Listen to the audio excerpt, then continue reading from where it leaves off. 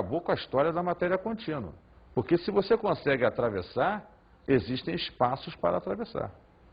Então aí se propõe um novo modelo. A coisa muda de figura. Observando as cintilações na tela de sulfeto de zinco, Rutherford verificou que muitas partículas alfa atravessavam a lâmina de ouro, sem sofrerem desvio, e poucas partículas alfa sofriam desvio.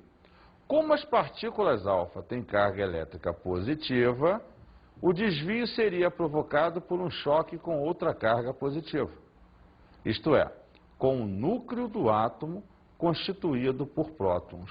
Assim, o átomo seria um imenso vazio, no qual o núcleo ocuparia uma pequena parte, enquanto os elétrons circundariam numa região negativa chamada de eletrosfera, modificando assim o modelo atômico proposto por Thomson. Vejam só, como você pôde observar, se algumas partículas, ao incidir, batem e voltam, são repelidas por essa área. Então, se essa partícula é positiva e repele essa outra partícula, necessariamente é porque ela também deve ser positiva. Mas observe, ele falou ali, a maior parte das partículas atravessaram. Então há uma região grande vazia aqui que me permite que todos passem. E uma região pequena que algumas partículas ao passar raspando desviaram e algumas ao se chocar voltaram. Isso quer dizer, concluindo a ideia escrita, que uma região mínima central e uma região grande periférica surgem agora. Essa região mínima central, núcleo, repele carga positiva. Então ela deve ser positiva. Essa região periférica deixa passar a carga positiva. Então ela deve ser negativa. Então você criou o núcleo e a eletrosfera e gerenciou uma parte positiva, prótons, e uma parte negativa, elétrons. Então vamos ver o modelo atômico de Rutherford como fica. O átomo apresenta um núcleo onde se localizam as cargas positivas, prótons, e uma eletrosfera onde se localizam as cargas negativas, elétrons. Observe você que o Rutherford traz de Thomson a ideia que já existia o elétron. Ele cria a ideia do próton, mostrando o núcleo positivo. Então você agora tem o próton descoberto, o elétron descoberto e o nêutron. O nêutron só vai ser descoberto anos depois por um outro cientista que trabalhava com Rutherford, chamado Chadwick. Esse cara descobre que dentro do núcleo, para que os prótons positivos pudessem conviver, já que cargas positivas se repelem, deveria existir algum outro tipo de partícula que amenizava essa repulsão. Essa partícula devia ser neutra. Daí ele descobre o nêutron. Então Chadwick passa a ser o que nós chamamos de pai do nêutron. Ele é que conclui o átomo de Rutherford, mais à frente, gerando a ideia do nêutron. Mas isso é importante para você conceber o que hoje se ensina tradicionalmente. O átomo é formado de próton, elétron e nêutron. O Rutherford só gera a ideia do próton associando com o elétron. O Chadwick, mais à frente, é que vai descobrir e colocar o nêutron no processo.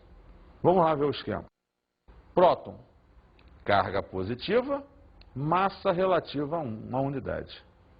Nêutron, carga zero.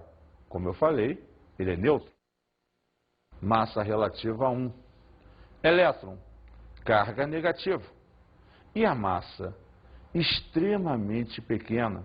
Quando ele diz aqui 1 sobre 1836, ele está te dizendo que essa massa é 1836 vezes menor que a massa de um próton ou nêutron. Então, a massa do elétron é extremamente pequena. Por quê? Para raciocinar. o elétron não é o cara que fica girando ao redor do núcleo, então ele tem que despender de movimento, de grandes movimentos. Ter uma massa pequena facilita nessa movimentação constante que ele tem. Então você vai perceber que ele é dotado de carga negativa, vai ter energia para se movimentar e graças a essa grande quantidade de movimento, uma massa muito pequena. E o modelo atômico de Niels Bohr? Bohr trabalhou mais ou menos as mesmas ideias que Rutherford. A diferença é que Bohr quantiza o elétron. Ele trabalha a nível de quantidade de energia, mostrando que esses elétrons giram em órbitas circulares, o famoso modelo do sistema solar. Elétrons girando ao redor do Sol como se fossem planetas. Basicamente, essa é a diferença. Dele é importante entender os postulados de Bohr, que necessariamente nos mostram a melhoria da teoria do átomo, ou teoria atômica. Primeiro postulado: os elétrons descrevem órbitas circulares estacionárias ao redor do núcleo, sem emitirem nem absorverem energia. Observe você que ele coloca lá bolinhas representando o elétron e fala das várias camadas eletrônicas, K, L, M, N, O, P e Q. É a ideia, então, de que existem órbitas circulares, regiões, onde o elétron vai estar dentro das mesmas. Segundo postulado: fornecendo energia elétrica, térmica, a um átomo, um ou mais elétrons a absorvem e saltam para níveis mais afastados do núcleo. Ao voltarem às suas órbitas originais, devolvem essa energia recebida em forma de luz, fenômeno observado tomando como exemplo uma barra de ferro aquecida ao rubro. A base do fenômeno é a seguinte: observe esse esquema. Você tem um átomo numa região menor, camada L, aonde ao absorver energia, ele salta para uma região mais afastada. Por outro lado, ao liberar energia, ele não tem mais energia suficiente para fazer todo esse movimento. Então, ele volta à posição inicial ou camada original. É somente a ideia de que a absorção ou liberação de energia faz com que elétrons saltem para camadas mais externas e que, quando liberam, voltam para camadas mais internas. O modelo atômico de Bohr, então, ficaria como? Os elétrons giram em torno do núcleo em órbitas circulares, camadas, que possuem uma certa quantidade de energia. Os elétrons pulam para outra camada quando absorvem energia. Quando eles voltam para a sua órbita de origem, o mesmo libera essa energia na forma de luz. As camadas hoje conhecidas são em número de 7, K, L, M, N, O, P e Q. E, finalmente, o modelo atômico de Sommerfeld. O que Sommerfeld fez? Dentro da visão atual de ciência, da tecnologia vivenciada, observou-se que os elétrons não giram em órbitas circulares. Eles giram em órbitas diferenciadas. Algumas são circulares, outras são elípticas. Eles giram ao redor do núcleo, mas em órbitas totalmente dispersas em função das suas quantidades de energia ou dos quântons de energia.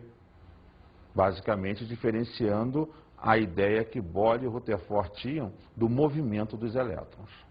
A energia que o elétron desprendia em forma de luz era devido ao fato de que as camadas eletrônicas possuíam algumas subdivisões, que ele chamou de subníveis de energia, aos quais estavam associadas várias órbitas diferentes, sendo uma dessas órbitas circular e as demais elípticas. Por esse esquema, você vai perceber que ele cria a ideia das camadas, a ideia dos subníveis e mostra que, devido à existência desses subníveis, as órbitas tinham que ser diferenciadas. E, em si, gera com isso o que Pauling chama de diagrama de Pauling. Mas isso é um ponto estudado em um outro momento, em uma outra aula. E a gente vai ver isso mais à frente.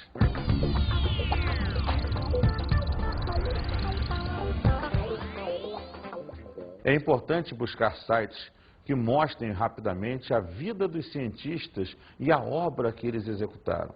Isso é importante para enfatizar e embasar na tua cabeça os conhecimentos e a evolução dos modelos.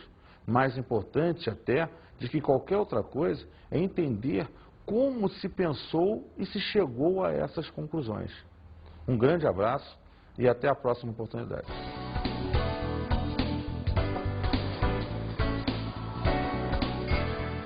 Na aula de hoje, estudamos a evolução dos modelos atômicos. Dentro dessa ideia, vimos que até os primórdios, os filósofos, já pensavam na constituição da matéria. Leucipo e Demócrito já gerenciaram a ideia de que existia uma partícula mínima formadora da matéria, e que as quais ele chamou de átomo. Bons estudos!